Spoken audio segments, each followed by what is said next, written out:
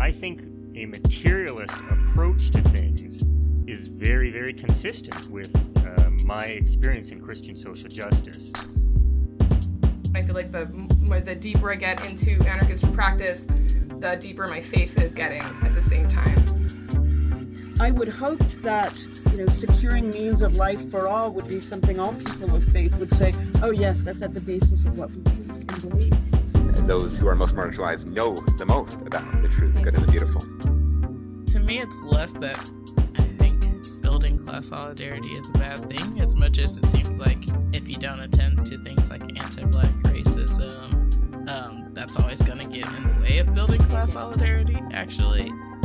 And when you go back, you find that a lot of revolutionary grassroots participatory movements, the precursors to what you could call the barrio assemblies and these grassroots neighborhood organizations, a lot of these were sponsored by the church.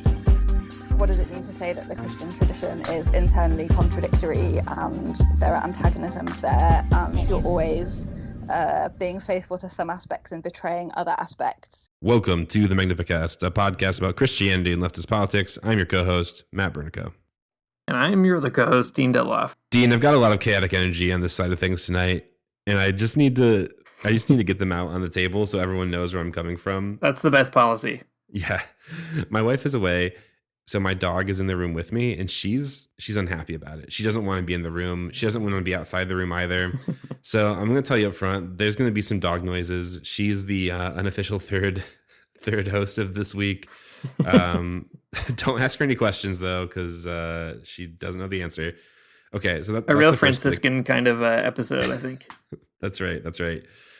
Sister, podcaster, dog. So that's the first bit of chaos. But then the second is that my microphone stand broke this week, and I had to order like a little replacement stand because I didn't want to buy a whole new microphone.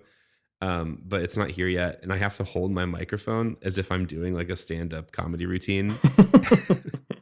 And it's right now, it's the worst feeling in the entire world. So I don't know what to do with any of this, but here I am, just before you, our listeners, and my dog, just with the worst podcasting setup anyone could possibly imagine. Man, we should have gotten like headlines or something, 10 best headlines from Christian media that you could riff on, or just get some classic bananas level stand-up bits that we could play just to really get into the mood over there. Oh yeah, for sure.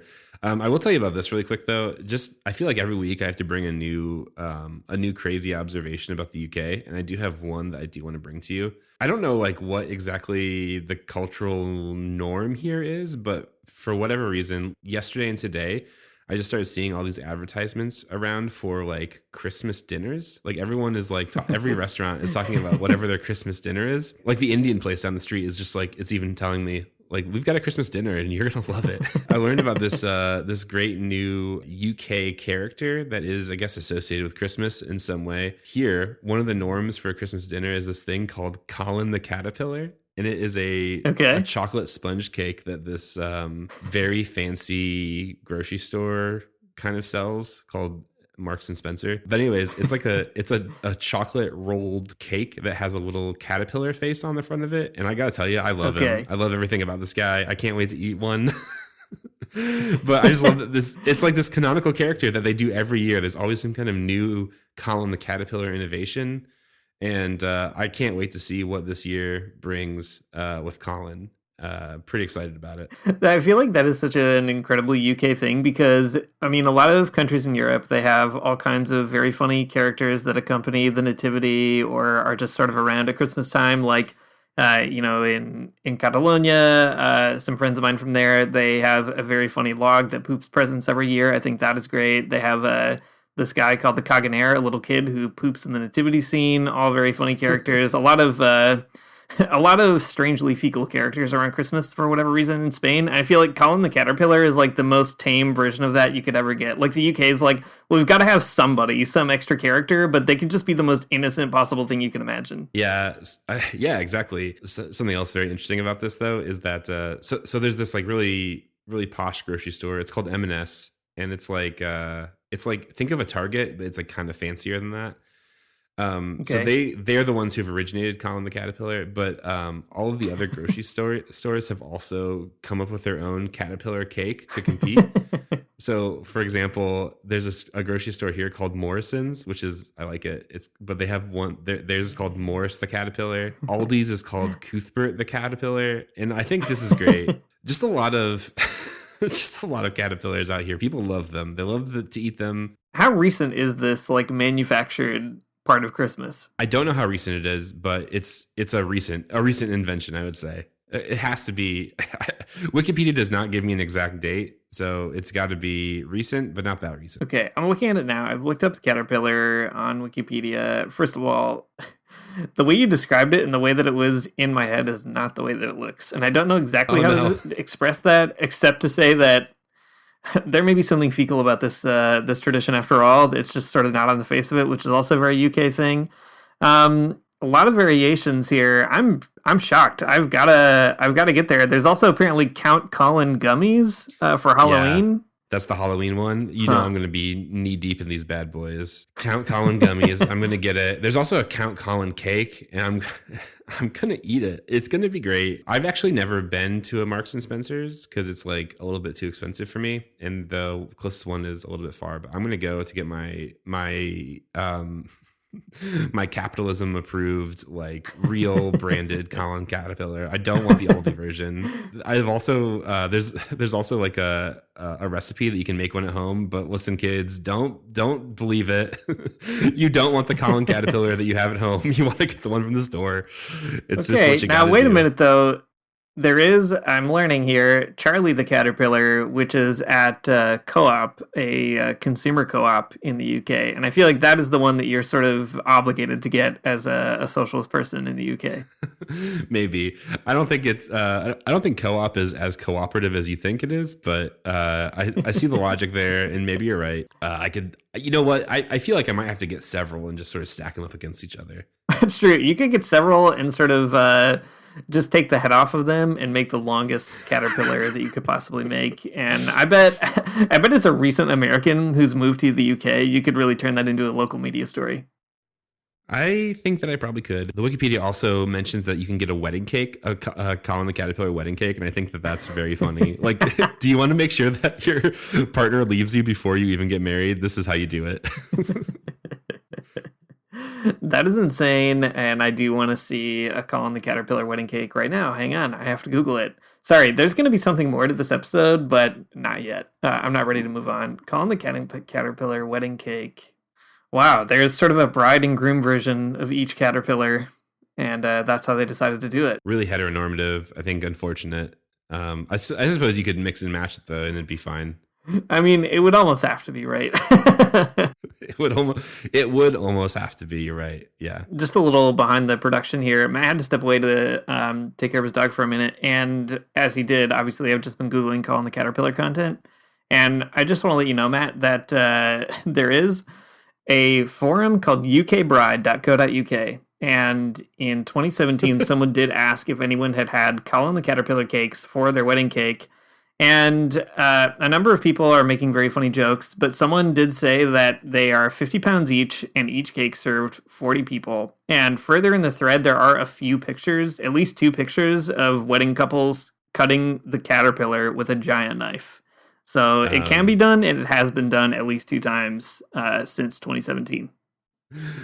2 times is not enough times. I want a Colin the Caterpillar every wedding, marking the great sacrament that we all know and love. When you finally become Presbyterian and they do whatever Protestants do to say that you're a real member of their church or whatever, I feel like you should have a Colin the Caterpillar at your confirmation party. All right, folks, you've heard a lot about Colin the Caterpillar, but get ready to hear about Karl the Caterpillar. That's right, we're talking about Karl Marx this week, folks. And we're going to talk about the Communist Manifesto, a flawless segue, and you're welcome for that. It's been a minute since we've talked about Marxism, I think, proper, and today we're going to do that in maybe a kind of postmodern-y sort of way, which is great. It's part of our brand, and I think it works. A thing that Marxists hate, but too bad for them. It's a thing that Marxists hate, but if they knew it was good for them, they would not hate it so much. They would only hate it a little bit, just as much as I do. So I was taking a gander at this very cool book that came out really recently by China Mieville. You might know him as the guy who wrote Kraken, a book about a magical squid in London. But he also has a new book called A Spectre Haunting. And in this book, he's writing about the Communist Manifesto. And there's a lot to it, and it's very interesting. Check it out. It's great. Cool book recommendation. But something he does in the book that I think is really fascinating is he makes the case that the manifesto itself has a kind of religious function. For Mieville, it's kind of like a type of catechesis that you might go through, or it's a confession of a type of faith that the world doesn't have to be as it is, which is to say bad, right? It could be better than it is. And in it, he says that the manifesto calls people to a type of committed fidelity, just kind of like reading the Gospels does, right? Like you read the Gospels and you hear about the kingdom of God, you hear about the type of world that we could be having. And Mieville says that the manifesto is not actually that different. It's something that you read where you have a type of fidelity to it, but you kind of recognize too that, it's not perfect the way that it is, especially in 2023. But it's the idea that you read it and you think that, the world doesn't have to be one where a small group of people disadvantage the many for the sake of their profits, right? It doesn't have to be that way. And in that spirit of committed fidelity, not only to the Christian faith, but also to the communist faith, that one, we thought we'd make some space to chat about one of the classics, the Communist Manifesto. We've done explainer episodes on the manifesto before, but we're not going to do a 101 today. That would be, I don't know, you can go back and listen to it. That's fine, but we're going to do something different. We're going to think through the question that Mieville asks in his book, which is, what does it mean to be a person in 2023 and be someone who's also committed to the vision of the world for better and for worse that's presented in the manifesto? So it's just kind of thinking through, what does it mean to be a person who feels some type of fidelity towards the Communist Manifesto, who thinks that, has something important to say, but also what does it mean to be that person? What does it mean to be an activist who's engaged with that text in a productive way? Or what does it mean to try to be not tackling it academically necessarily, but what does it mean to live in the world as a person in 2023, but still try to find something meaningful in this? Dean, you've read the Communist Manifesto a bunch of times with me. Is it something that you find meaningful, interesting? Is it an academic text to you? Is it something that grasps you in a real way? Do you have I don't know, does the thing that Mieville says about it ring true to you, that there's some type of fidelity you have towards it? Yeah, I appreciate, by the way, this great sort of youth pastor question of, making the manifesto relevant for us today, closing that hermeneutical gap. I just finished teaching a class on Marxism and Christianity, and we didn't read all the great texts by Marx directly, but read kind of a lot of different ones. And one thing that I really tried to stress in the class is that you really have to pay attention to the genre of writing, especially when you're dealing with politics. What is a text for and what does it do? And I think about that a lot when I think about what the manifesto means now, because it's a different kind of book than reading Capital or something. A manifesto is not a technical systematic kind of text. It's a manifesto, it's a declaration, it's something that's manifesting a particular way of thinking about the world, imagining the world, and even being in the world. And I think that the key is not to be Marx and Engels, they got this part right and that part wrong, and you're sort of trying to read into the manifesto, I don't know, retroactively, where did the prophecy kind of go right and which prophecies have yet to be fulfilled. I think a lot of people read the manifesto that way.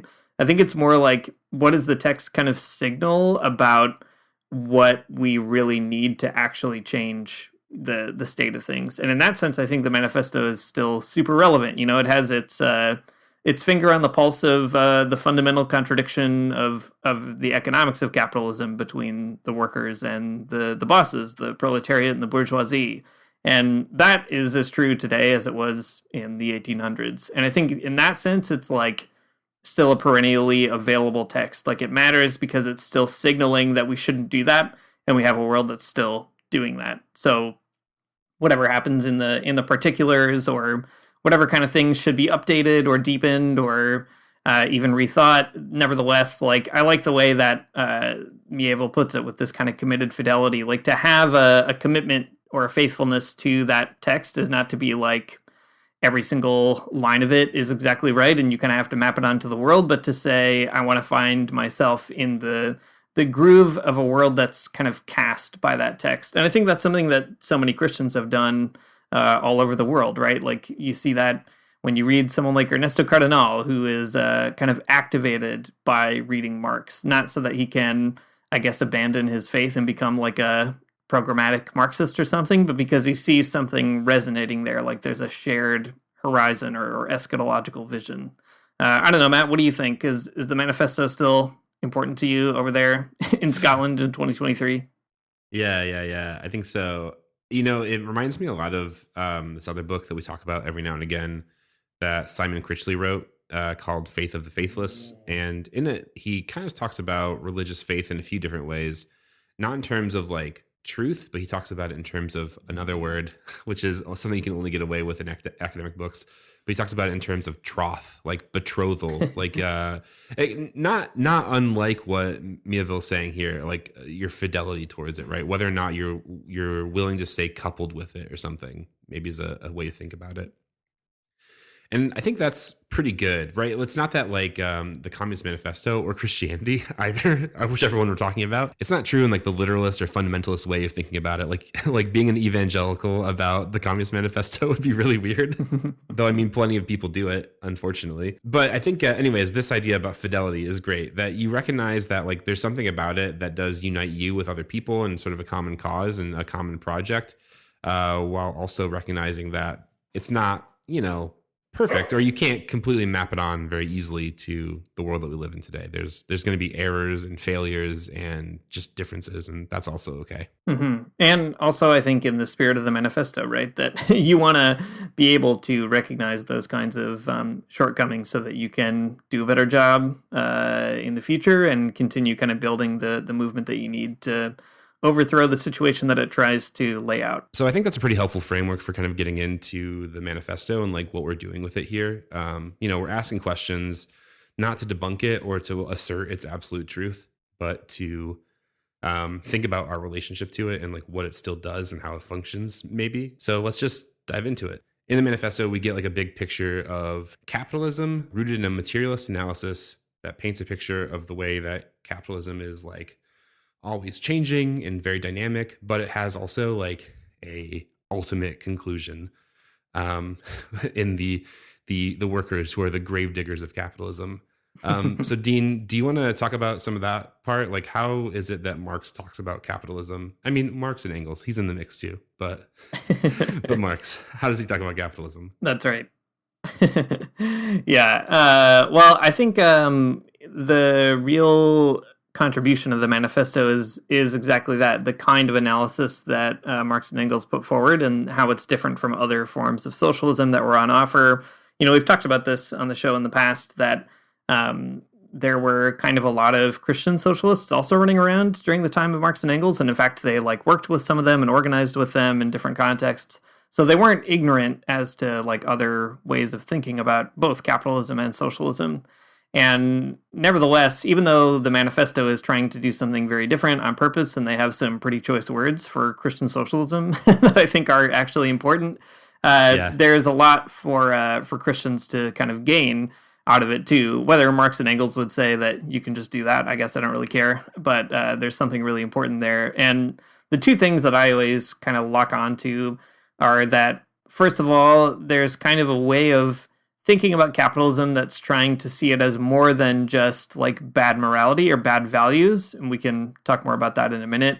But the idea that there is a logic to capital, that whether you're a, quote unquote, good or bad person or nice person or mean person, we're all kind of caught up in a certain economic like program. And we find our place within that program based on how we relate to production. And I think that is like an approach to thinking about capitalism that is still very unique and one that people ought to keep on thinking about. It's not like Marx and Engels are the only people who think in that way, but they do want to put that sort of methodology to work in a revolutionary way, which I think is great. And the second thing that I think is really useful is that for them, capitalism isn't like a static thing. So it has a logic to it, but it's not just like, I don't know, going through the motions. It's very dynamic. And as you said, Matt, it's like always changing. And the quote that at least I always kind of remember, one of the, like when you grow up reading the Bible and you have like Bible study and there's a handful of Bible quotes that you memorize, this is like maybe one of the manifesto quotes that sticks in my brain. But they say, the bourgeoisie cannot exist without constantly revolutionizing the instruments of production, and thereby the relations of production, and with them the whole relations of society. And I think that's really the key, that the bourgeoisie is always, it's like a revolutionary agent. It's always changing, uprooting things, and not revolutionary in the way that, Marx would want to be a revolutionary necessarily. Revolutionary because they want to continue extracting value wherever they can. And the process of extracting value really depends on kind of finding lots of innovative ways to outdo your competitors, or cut costs here or there, or screw over working people in some way, or raise your prices without, getting a backlash. Like, there's lots of different things that are involved financially. And of course, there are like other other innovations that capitalists try to attain, technology and so on, in order to create new markets and all these kinds of things. So the idea that, first of all, there's an approach to capitalism that that can identify the logic underneath all the kind of moralism about it. And then secondly, the idea that logic is also really dynamic and kind of produces these changes, and that the economy is always changing. For me, those are like the two big things that stick out. Yeah, I don't know. What do you think, Matt? What's the big sort of story about capitalism they tell that maybe hangs with you?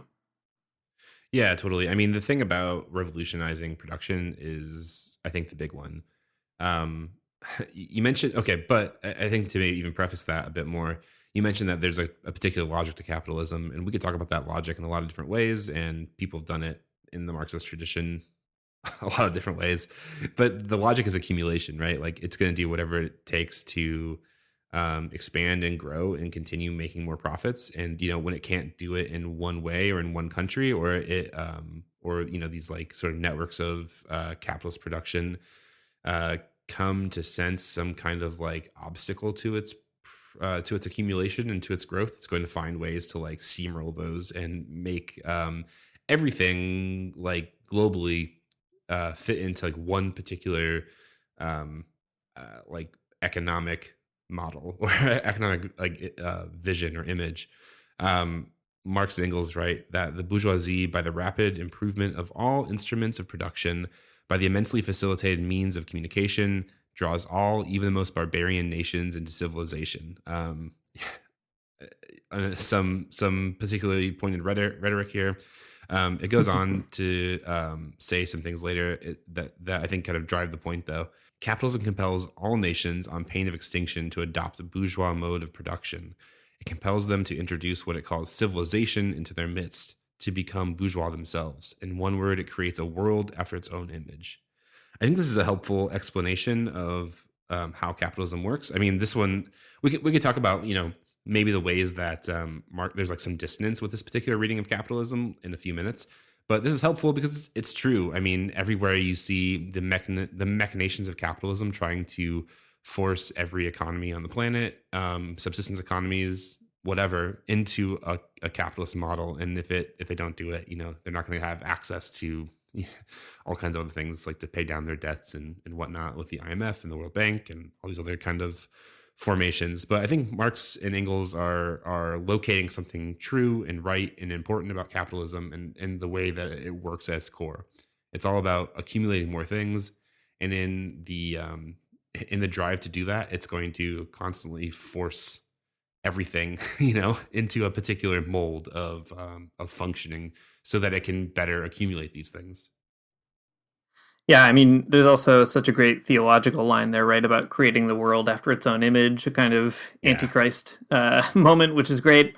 But I think that's also one reason to have one reason that I feel I have maybe a sort of committed fidelity to the vision that's cast there, that there's something in the manifesto that is able to talk about capitalism, both kind of like in these scientific ways and in ways that just give you the real gravity of the system, that it does kind of draw everything into itself. If you're a Christian, like the kind of metaphors that come to mind for me, at least, are like Moloch, the big spooky bad god in the Hebrew Bible that people feed their kids to and stuff like that.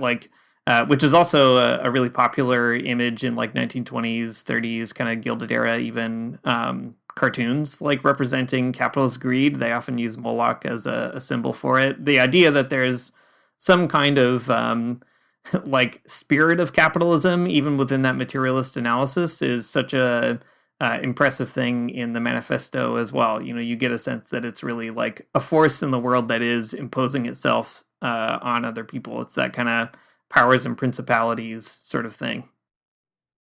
Totally. I think that's right. Well, let me read this last piece here, and then we can talk about what does it mean to think about capitalism in this particular way in 2023.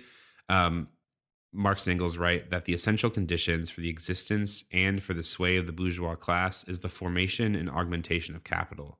The condition for capital is wage labor. Wage labor rests exclusively on competition between workers.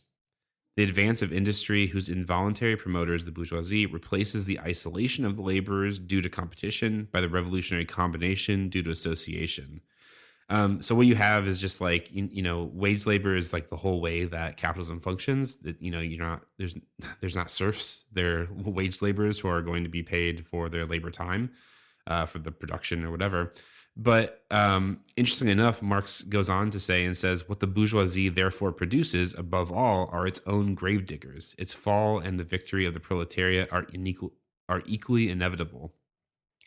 And from like a theoretical point of view, you could say that Marx is kind of using some, fiery rhetoric here to say that it's inevitable. But there is a sense in which Marx thinks that, the workers will rise up, that capitalism forces the workers into a particular class of people socially, right? That will be so hard up and hard done to that they will have no choice but to, to raise up together in one form or another and move past capitalism to some other kind of society. This is pretty, this gets worked out in Marx in some different ways. Even there's not like one clear answer to exactly how this works, but this is a pretty key feature, I think, of Marx's thinking, that because capitalism will form workers basically into a class, that class of workers will inevitably become sort of revolutionary and will even overthrow capitalism itself. Right. I mean, that's the big debate, I guess, around the manifesto in general, is how much of this is predetermined, or kind of, capitalism will inevitably, unavoidably kind of destroy itself because of the ways that it organizes working people and so on. How much of that is inevitable and how much of that is just Marx identifying the unique power of labor or whatever. Marxists have debated about this for a very long time, but I do think that the big contribution, whether we have maybe a more predetermined view or a more open view, the contribution is to note that there is a particular power in the working class, right? They are the gravediggers of capital. Whether or not they can do that or recognize that or what it takes to sort of get them there, I think that's a whole, extra set of problems. And the fact is, no country that has ever been socialist or communist has ever become that way because of this kind of struggle. Communist countries that have had communist governments, at least, have always not been in countries with developed capitalist economic systems. But I mean, I guess you could make a case that certain social democracies maybe have intuited this but not pushed it all the way or something like that. But the key anyway is that I think Marx does sort of put his he just sort of discovers maybe what the unique kind of power of the working class might be, right? The simple way of putting it is what you see with all the strikes happening right now in the United States and elsewhere. When people don't show up, when they go on strike, it forces a confrontation with capital. That's the one piece of power that you have. And it's so significant that even presidential candidates suddenly feel compelled to think about labor for a minute because it's a crisis point. Or on the other hand, they even put a legislative end to those strikes because they are so potent. And I think Marx's theory is at least if it's not empirically proven as a kind of prophecy of like what will happen, it is empirically proven by the kind of responses to the threat of it that you see emerge, especially in, developed capitalist economies. Yeah, I think there's definitely something to that. That makes a lot of sense. I guess what I was thinking when I was reading this was just like, I mean, Marx and Engels, they go so far out of their way to tell you that capitalism is like, I mean, not to personify it too much, I mean, more than they already have, but like, it's a living, breathing thing. And, they're telling you even in here that it's prone to crises, it's prone Mhm. to having to confront with worker power. But I guess the thing that like I would, if I had my like time machine, that I would go back and tell them is that like capitalism is a lot more resilient than they even think it is, which is like quite resilient. So I don't know. To me, like reading this in Right. 2023, it's interesting because I mean, like you're saying, like capitalism does have to confront like worker power for sure, and that's a great thing. It's my favorite thing, in fact. But I guess what's interesting about it is that it's not like maybe like the shallow reading that you might take from the manifesto that like, well, capitalism creates its own grave diggers through the association of the working class or something is not quite as true as maybe some would think, and that capitalism is even more resilient than you might guess, or you might intuit from just like empirical study or something. Yeah, I think that's right. And, it's also the way that capitalism organizes workers is maybe a testament to that, too. There's lots of Marxist literature on how one thing that Marx found really kind of valuable and important was that capitalism was organizing working people in ways that were also unique with respect to production. So like, what does a factory do? When you work in a factory, you kind of associate with other people in particular ways. And Marx thought that that was a really profound kind of moment of like working class solidarity. You're kind of up next to people, you're working on the same line, you all have the same boss that you hate in the same way, and so on and so forth. And so capitalism had already been kind of forming collective bonds among the working class. And, you saw that even at the high point of maybe the socialist movement in places like Europe and the United States.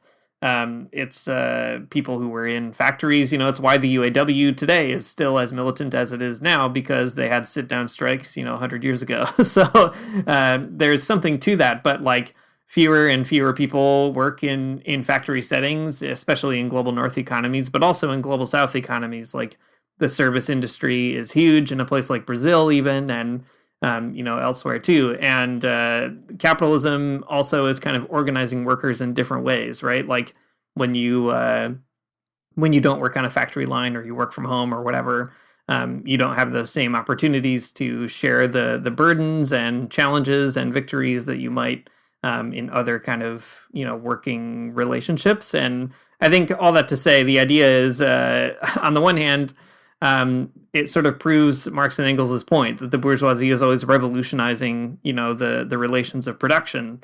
But it does that also in ways that split and atomize the working class. And as you're saying, Matt, it's like, because it is so revolutionary, it even continues to sort of upset the other things that Marx and Engels might conclude about capitalism, that it's organizing workers in certain ways, and it's also like organizing them away from solidarity in lots of important ways too. Mm-hmm. Yeah, that's right. Well, let's move on a little bit, and we can kind of make this one a bit shorter than the last conversation because we did spend a lot of time talking about Colin the Caterpillar. But the other point that I think that Marx and Engels make in the manifesto that is quite interesting is really just regarding globalization and the central role of communication in that. And there's a lot of different reasons for that. I think biographically, even. I mean, Marx is a guy who spends a lot of time writing newspapers and newspaper articles. So, of course, he thinks that newspapers are definitely part of the solution, which is a very funny thing to think about now. Anyways, in the manifesto, you have all kinds of bits and pieces that Marx kind of pieces together about the expansion of capitalism from one country to the next. Like there's no such thing as capitalism in one country. It's always like something that's growing, since the logic is about accumulation. So Marx kind of goes at that in a few different ways, but I think the thing that I really want to talk about is the revolutionary potential of communication and like how that might work in struggles. So regarding globalization, Marx says that this union is helped on by the improved means of communication that are created by modern industry.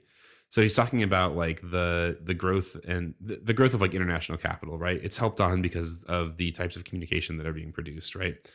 But also it helps workers because he says that it takes the workers of different localities and he puts them in contact with one another. And he says it was just this contact that was needed to centralize the numerous local struggles, all of the same character, into one national struggle between classes. But every class struggle is a political struggle. So this particular arrangement of globalization in capitalism is a thing that like post-Marxists and postmodern philosophers love to talk about, like to no end. They love to talk about globalization, what it means, how bad it is, and like, you know, the how it's like you know, permanently fractured now in this like weird postmodern time that we live in. And there's, you know, there's definitely something true about what Marx is saying, that capitalism is a global entity. You can't think about capitalism in any other way. You know, like whatever we're consuming in one country is produced in another, and those things just like necessarily go together.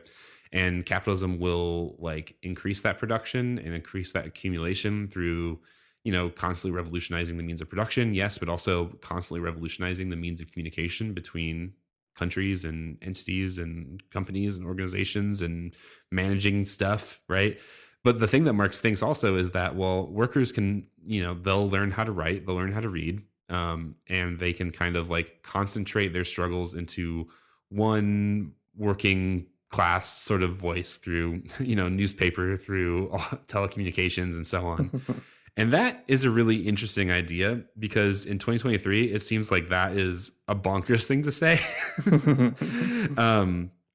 Or maybe just naive, at least, right? I mean, there's no shortage of like union newspapers or like Marxist newspapers or Substacks or magazines that are telling you all kinds of radical ideas. That's totally true, right? But I think the thing that always kind of sticks in my brain when I read this particular observation from Marx, that like, you know, workers can use the media to, you know, to centralize their struggle, to, you know, share those ideas, which I think is true to a certain extent, right? Like things like, I don't know, labor notes or whatever. It's great. When good labor reporting is good. I'm not going to disparage that at all. But also I think that there's like, there's something missing from that conversation. And I always think about my favorite postmodern philosopher, Jean Baudrillard, who has a really interesting thesis about the media, and especially when it comes to like revolutionary movements. Basically, Jean Baudrillard, he says that like you would suspect that if you had an increased means of communication with other people, right, that it would mean that you could communicate more meaning, more things than ever, right? You could connect with people in all kinds of different countries. All kinds of working people can make these connections and share their struggles, and, you know, ultimately strategize against global capitalism and stuff. But what Baudrillard says is actually the opposite thing happens. That like because there's so many means of communication open to individuals, workers, and corporations and governments and all kinds of other special interest groups, that there's like too much like meaning, there's too much communication happening. And because of that, like meaning becomes extremely fragmented and things kind of like crumple in on themselves, they implode. And like you can't have sort of a coherent media ecosystem because there's just like too much going on. So, you know, like for example, like Starbucks workers in Brazil would say, you know, we're dealing with this one thing with regards to Starbucks, and then the idea would be that like Starbucks workers in the US could also like coalesce around that particular idea or something. And while that might happen in some circumstances, you're going to also have 13,000 other like people giving you their insight on what this might mean and what you should do and like what's actually happening. Like, you know, you have some kind of like splinter Marxist group telling you that actually the unions who are trying to get you to do this are bad or something. And then you have, you know, 1,000 different liberals telling you why you shouldn't go on strike, and all of these kinds of things. Basically, the result is not like a clear consensus about what you should be doing or centralizing a particular narrative around struggle, but you have like too much to really take in. And when that happens, nothing happens. I guess the thing that I like about postmodern philosophy and the way that like it interacts with this particular Marxist idea around communication is that it tells us that like media is not a way to centralize struggle, but it's just one more field of struggle itself. And that's something that Marx obviously doesn't have the capacity for, and that's fine. It's not his fault. Marx is not Jean Baudrillard, and I'm not mad at him for it, but I do think that We're there's better like, off for that. a lot to be I think so. But there's a lot to be gleaned from like postmodern philosophy that Marx just like can't give you, and that just doesn't really ring true about the world today. Yeah, I think that's right. I mean, Marx is also importantly a figure of the Enlightenment in a complicated way, but in a pretty direct way, I think, as well.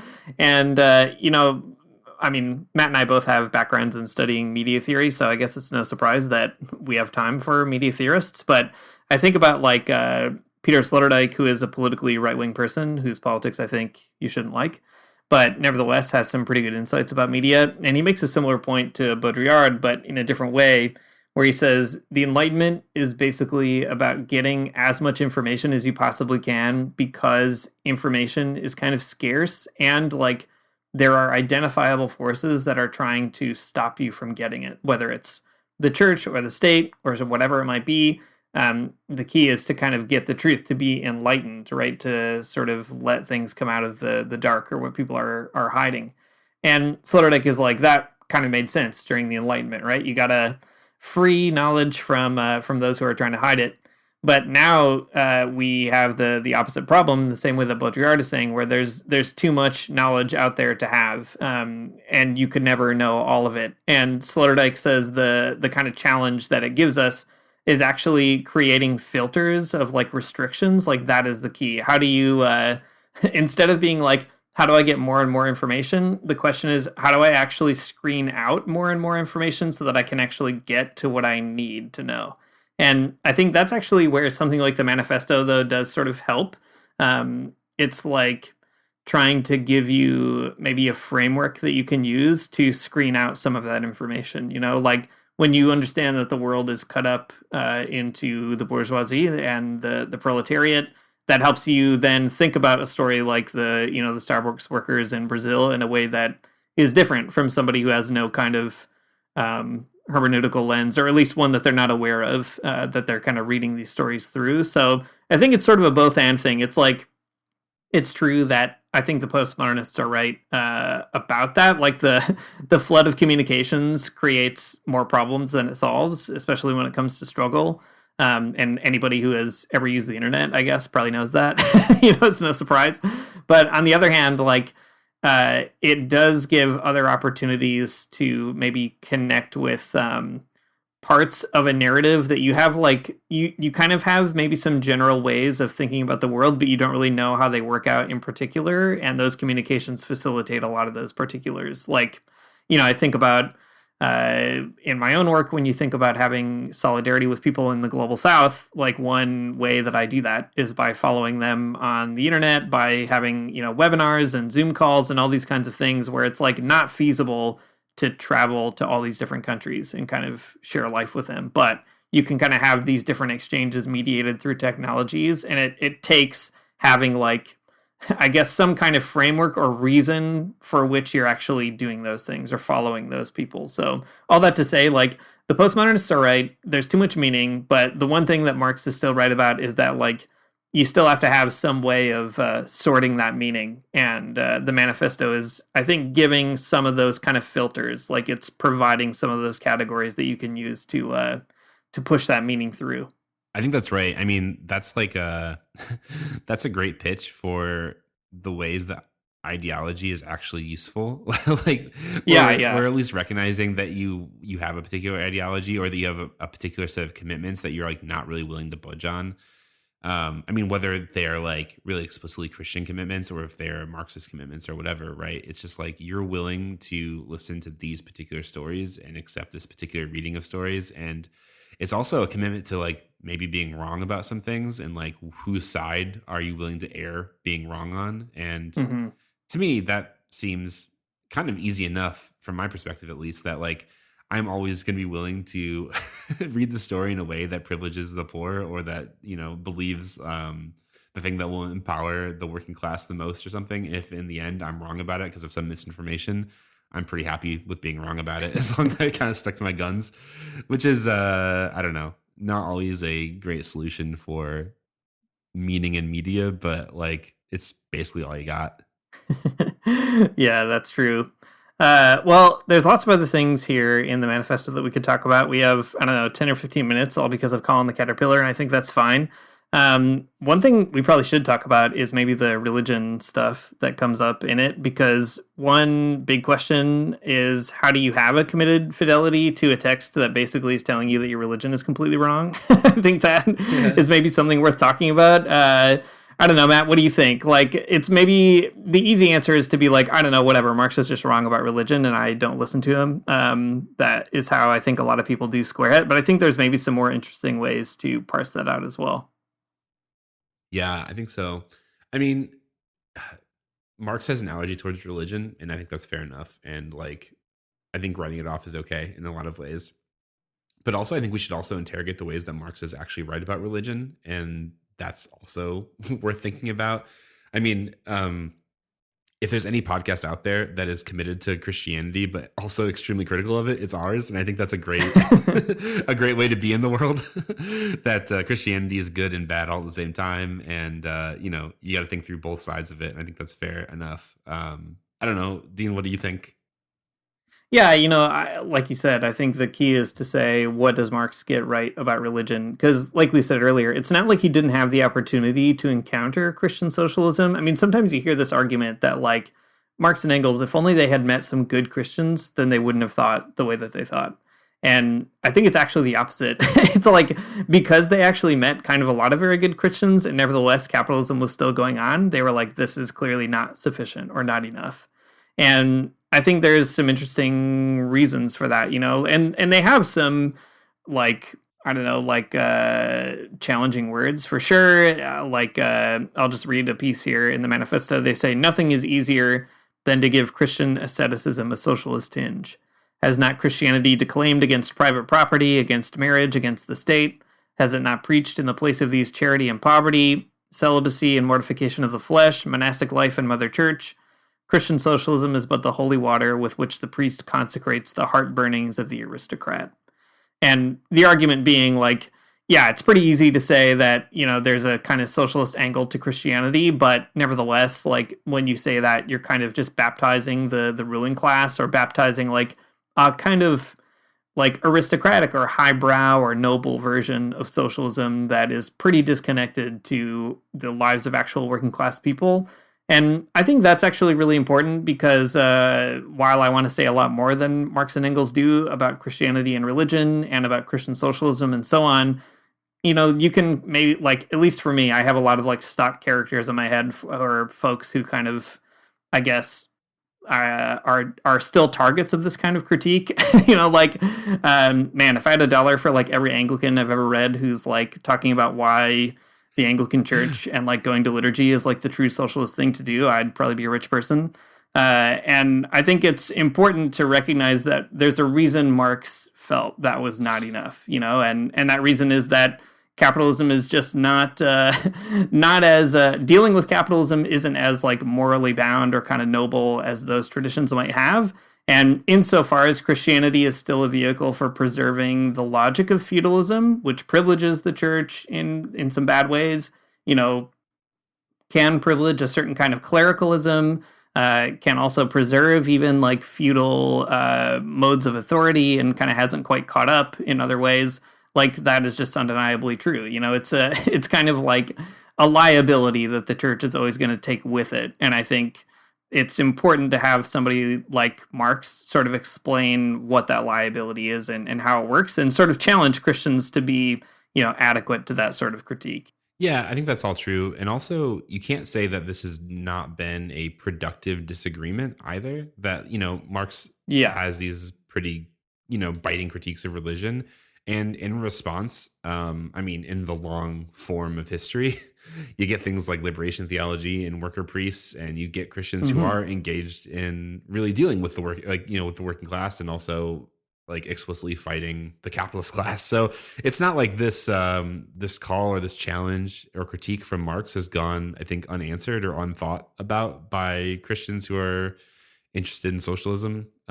So I'll have to say, like, I think it's a consideration worth dealing with, and it's also a consideration worth like thinking through, like what's happened in light of it. You know, like how have Christians who are deeply committed to socialism really like metabolize that critique? And I don't know, you see a lot of different things that would really challenge Marx in the end, I think. Yeah, exactly. And maybe that's the real question, is like, what does the provocation of the manifesto make possible in the world?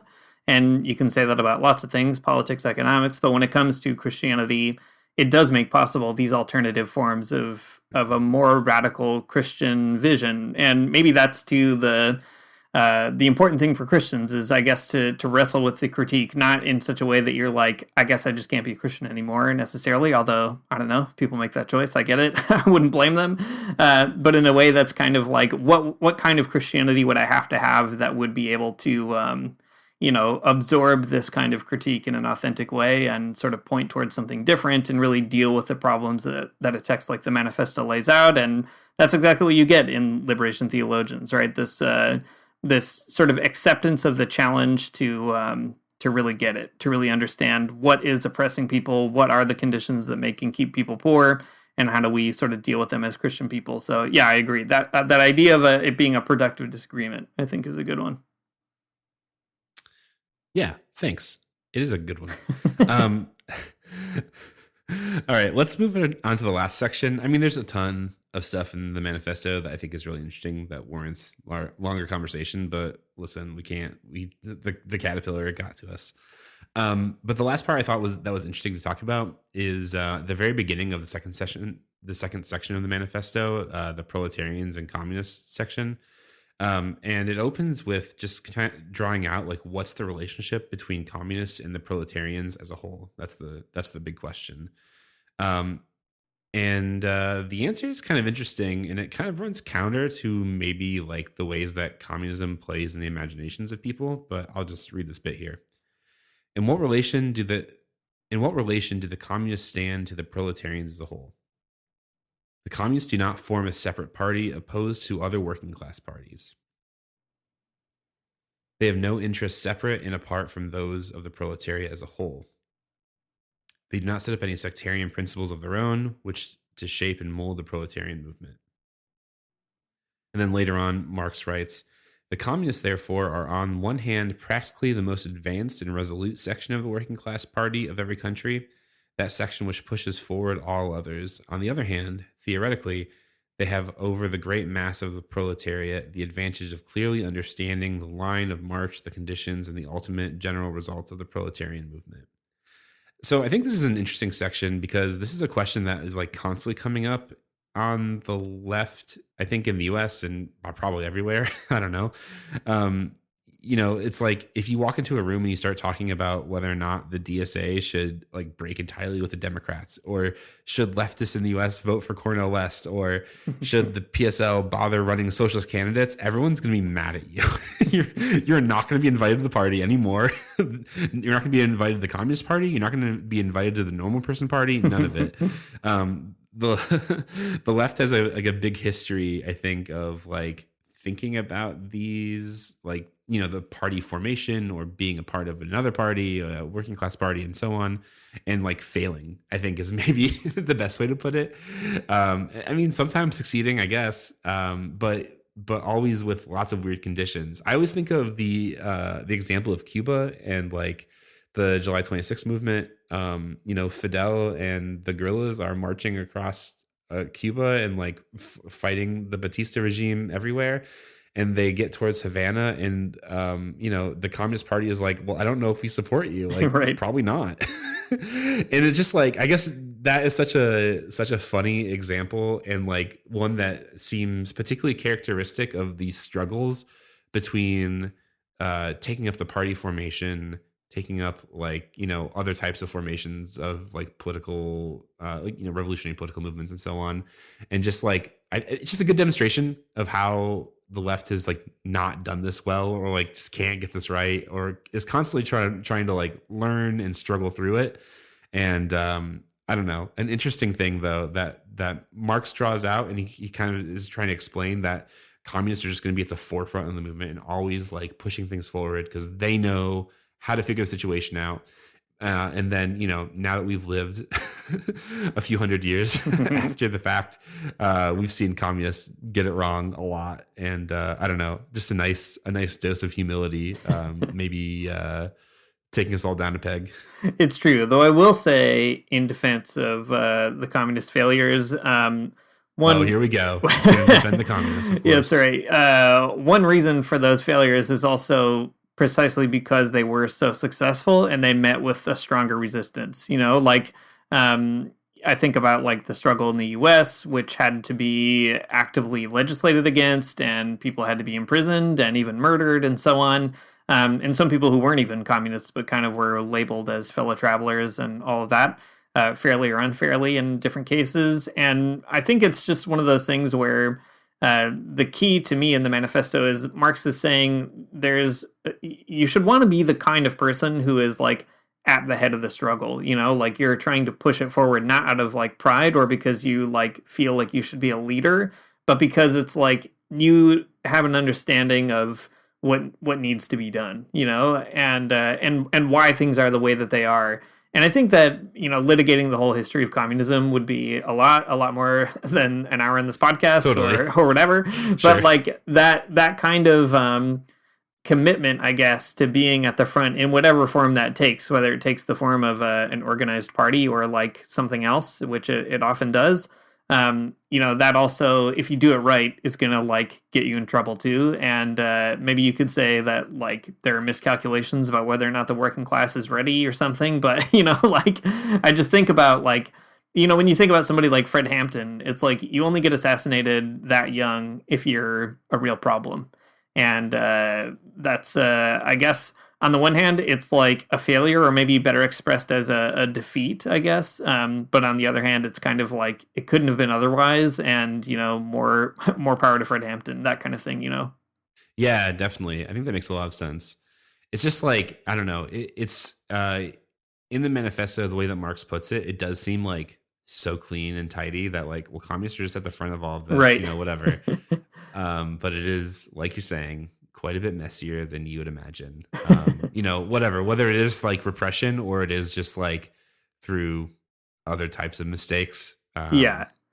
I guess what I'm trying to say is that like, there's a real strong feeling that communists have the answer in the manifesto. And in my life experience and just like learning about revolutionary socialist movements, it's like, communists sometimes have the answers. Right. And a lot of other times they have a lot of very bad ideas. Yeah, no, that's totally right. And like, in defending or maybe thinking of like another way of considering the failures, I think there's also lots of communist failures that are just like failures for which there is no defense, like a bad idea, a bad policy, bad getting in with bad people, like not being smart enough to get a certain thing done or whatever. Like, those examples are plenty, but yeah, it would be great if Marx was right, I guess, that was just how it is. But that's also the kind of thing you get in a manifesto, I guess. All right, Dean, we've gotten here to the end. Colin the Caterpillar can't stop us, even though I'm still thinking a lot about him. What do you think now that we've talked through some of these big themes in the manifesto and I guess fidelity towards the manifesto? Like, what does it mean? It's just such a funny thing. I mean, it's true of Christianity as well, but it's a funny thing to be like, identifying really strongly with Christianity, and also like fundamentally being disgusted with a lot of Christianity, and then also in the same way, like identifying really strongly with like the communist movement, the socialist movement, the other types of leftist movements, but then also like finding so much wrong with it at the same time. I don't know. How do you square all that in your brain? Well, I guess I square it the same way that you have already suggested, by analogy. Like, I don't know, if as a Christian I can also find ways to remain committed to the kind of vision that Jesus puts forward in the world, despite the fact that like Christians completely ruined the planet and like, you know, colonized the majority of the landmass of the globe and all that kind of stuff, then like I can probably also find ways to think about what kind of vision is still being cast in something like the manifesto, even if it has its own problems or sends us off in some bad directions too, and all that kind of thing. Like, I guess the key is to say that fidelity is never a sort of rote like repetition of terms. And you know, you mentioned at the beginning of the episode, China Mieville talking about the text being a kind of catechesis or like a catechism. And I think it's a good analogy because, as with any catechism, if you learn a catechism, even for Christianity, and that's all you ever do, and you can just repeat what the church teaches about the Trinity or something, and that's it, that's like pretty meaningless to have. But if you learn a catechism and that becomes a way to then explore the world and think more critically and more deeply and kind of sends you off in a direction that even maybe allows you to think critically about the catechism you've received and sort of receive it in a more mature way in your life and so on, then, you know, that's a better relationship to that kind of process. And I think the same way about fidelity, like having faithfulness to something isn't having the most boring repetition of it or kind of doubling down on every point that something makes, but really being willing to kind of, you know, as a professor I once had at the Institute for Christian Studies would always say, finding ways to change so that you can remain the same. I think like that's the key. I don't know, for me at least, like when I think about being faithful to Christianity or having a fidelity to Marxism, it's always about finding the ways to pivot in ways that are still continuous with like the vision or spirit that's cast at the bottom. I don't know. What do you think, Matt? Yeah, I think that's a good way of thinking about it. The thing that my brain keeps going back to and like also resisting is a weird postmodern niche. So right after I was done with my undergrad, I got really into reading this one particular Italian philosopher named Gianni Vattimo, who's a guy that you and I have talked about before. He just died. He did just die. That's true. Yeah. He was a Christian. He was a socialist of some variety. He was like an elected parliamentarian in Italy. A really complicated person. But also like really engaging with like postmodern ideas around faith. And one idea he's like, you know, pretty famous, I think, for pushing is this idea of like the weakness of particular ideas, or holding an idea, but you only hold it weakly. A weak type of faith, a weak type of like, you know, socialist politics or something. And I feel like there's something about that I find really appealing, that like you have a certain amount of epistemic humility, that you are committed to a particular like discourse and framework for thinking about the world, whether it's through faith or politics, but you're also not like, you know, ready to like say that you have the final word on that thing. And anyways, all I'm trying to say is there's something I think I like about that particular type of way of like holding yourself in the world.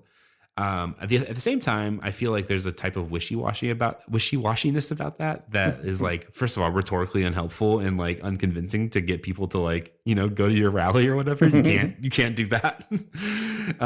But also like, you know, maybe just not even good strategically if you're always second guessing yourself or not willing to like throw yourself headlong into a particular struggle or situation. You know, you don't want to be like, yeah, I believe in unionism. I believe in organizing my workplace, but only weekly. Like that's stupid. That's like fundamentally bad. So I guess like the tension I'm trying to live in is trying to think about like, you know, how do you be open to the idea that you could be wrong, and that you come from a long line of people who have like historically been wrong about things, while maintaining you still think this is the right way to like act in the world and the right way to think about politics. It's just like a tough tension. You know, but like I feel like letting the doubt get too big is also unproductive. So maybe being boldly wrong is great. Sin boldly. Matt comes out as a true Lutheran at the end of this podcast for sure. Yeah, there we go.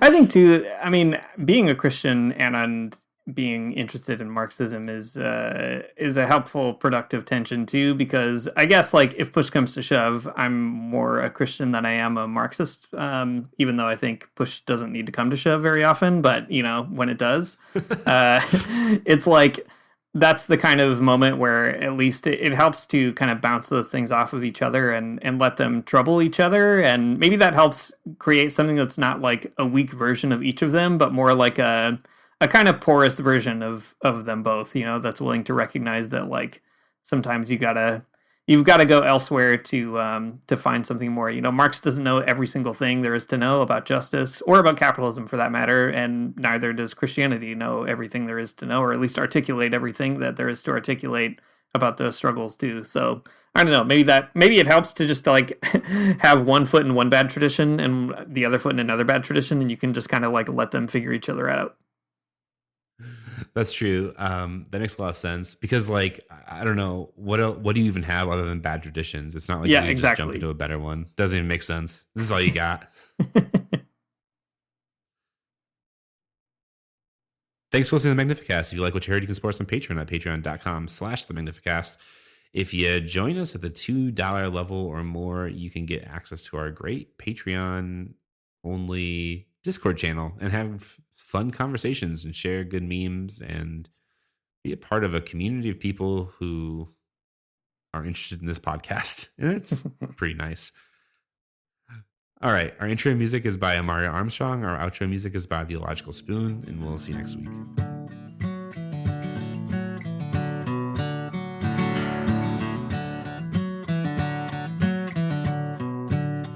I don't wanna get up for church in the morning, souls alive. Heaven come to earth and there won't be no church. We'll meet down by the riverside. There we'll swim with all creation. Never get tired, never bored. Don't worry, someday there'll be no dam between us and our Lord.